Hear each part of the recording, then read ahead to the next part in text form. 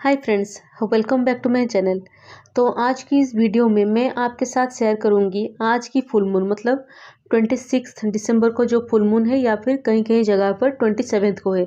तो आप अपनी जगह के हिसाब से देख लीजिएगा कि आज का आपका फुल मून आज है या फिर कल है। तो मैं आपके साथ डिस्कस करूंगी कि कौन सा रिचुअल्स आपको आज करना चाहिए, फुल मून में करना चाहिए। तो हमें पता है कि दिसंबर चल रहा है, तो दिसंबर 2023 का सबसे लास्ट महीना है और ये फुल मून भी इस साल का सबसे लास्ट वाला फुल मून है। तो ये थोड़ा स्पेशल भी है क्योंकि ये कैंसर साइन में आता है। तो हमें इस टाइम हो सकता है थोड़ा इमोशनल फील हो सकता है, थोड़ा मतलब जैसे कि हम कहीं स्टक हो गए हैं, मतलब इमोशनली जो भी प्रॉब्लम हमें फील होता है वो सब आप सबको फील हो सकता है। नहीं भी हो सकता है लेकिन ज़्यादा पॉसिबिलिटी है कि आपको फील हो सकता है। तो उसके लिए और ओवरऑल हमें क्या रिचुअल्स करना है वो सब हम डिस्कस करेंगे।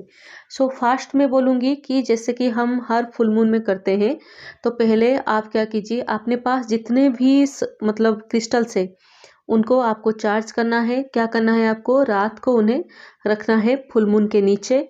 सुबह जब आप मतलब सनराइज होने से पहले ले लीजिए और उसे लेफ्ट हैंड में रखिए और उसके बाद राइट हैंड को ऐसे कवर कीजिए फुल मून को, मतलब जो क्रिस्टल को, और उसे अफर्मेशंस दीजिए। सपोज मेरे पास 4 या 5 क्रिस्टल्स है। सपोज मेरे पास एक रोज क्वार्ट्ज है, तो रोज क्वार्ट्ज को लिए मतलब रोज क्वार्ट्ज के लिए मेरे पास जो भी अफर्मेशंस देना है, सपोज मुझे देना है कि मेरी मैरिड लाइफ बहुत अच्छी है, मेरी फैमिली वेलबींग बहुत अच्छी है, मैं रिलेशनशिप में जो जो चाहती हूँ या फिर अपने सेल्फ लव के लिए जो जो चाहती हूँ वही अफर्मेशंस देना है। उसके बाद घर में आप जहाँ भी रखते हैं वहाँ लाकर रख दीजिए। नेक्स्ट सपोज मेरे पास एक है एमेथिस्ट है, या फिर मेरे पास एक लापिस लाजुली है, या फिर कोई भी क्रिस्टल हो, तो जो क्रिस्टल का मकसद जो है उससे अपने हाथ में रखिए, एफर्मेशंस दीजिए और उसे यूज कीजिए।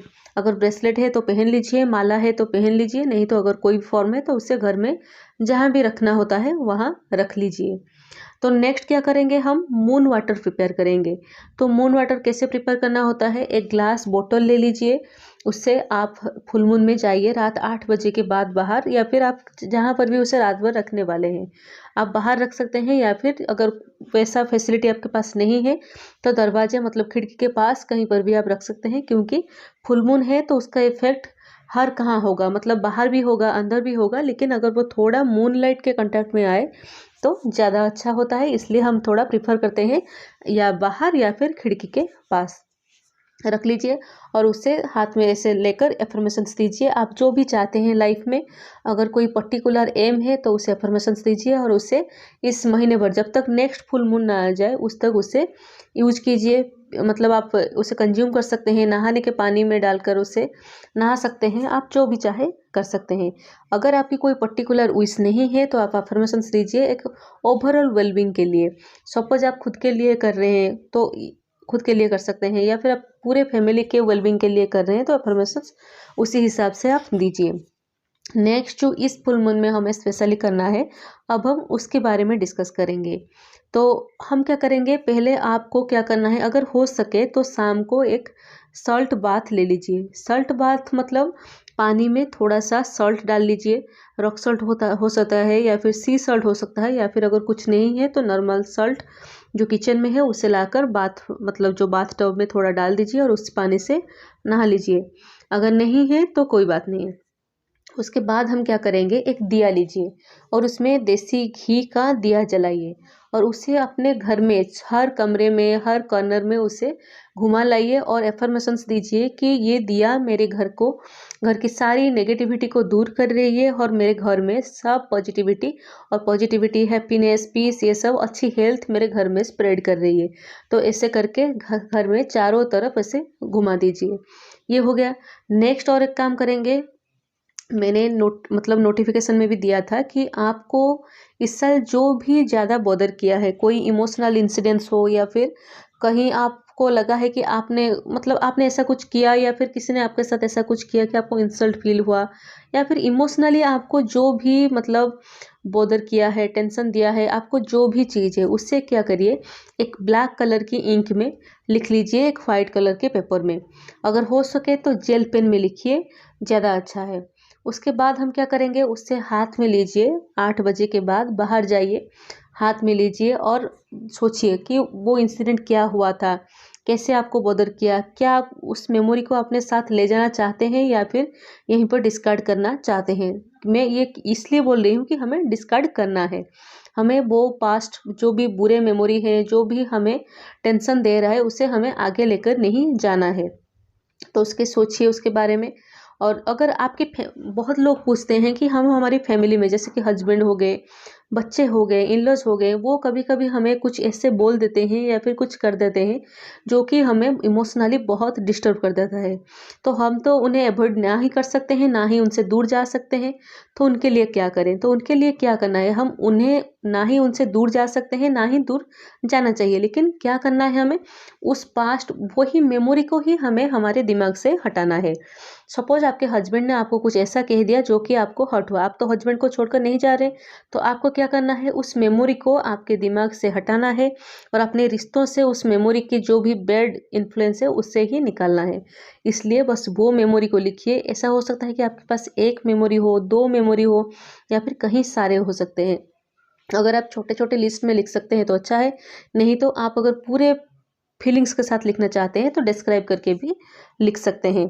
लिखने के बाद आपको क्या करना है, हाथ में लेकर उसे सोचना है कि कैसे आपको उसने टेंशन दी, कैसे आपको उसने बॉदर किया, कैसे आपको इमोशनली इम्बैलेंस किया। और आप उसके बाद सोचेंगे कि मूनलाइट में और एक आपको काम करना है, एक बाउल ले लीजिए। अगर कांच की बाउल है तो अच्छा है, नहीं तो कांच की ग्लास ले लीजिए, उसमें पानी भर के ले लीजिए और उस पेपर को उस पानी में ही डाल दीजिए। क्योंकि मैंने इसलिए कहा कि जो भी मेमोरी हमने लिखा है वो पानी में मिल जाए, तो उससे रात भर वही पानी बाहर रखना है या फिर खिड़की के पास रखना है।